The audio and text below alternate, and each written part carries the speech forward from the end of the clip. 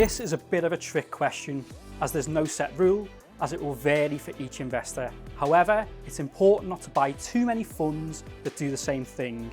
You want to avoid over-diversifying your portfolio and unwittingly replicating the market. For example, if you own half a dozen or more UK funds, each fund holding is around 40 to 60 shares, you could potentially own hundreds of different companies.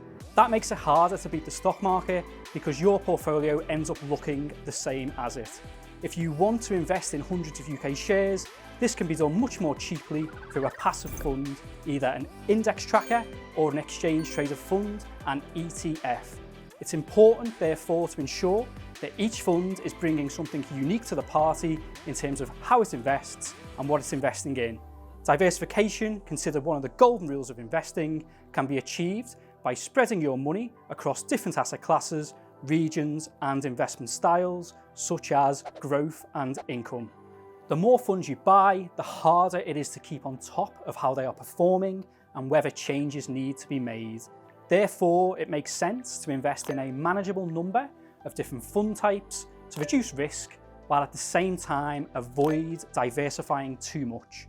If you have more than 20 funds, it'd be a good idea to take a look at them all and ensure each one is pulling its weight in terms of performance. You also want to make sure they are all sufficiently different from other funds in your portfolio.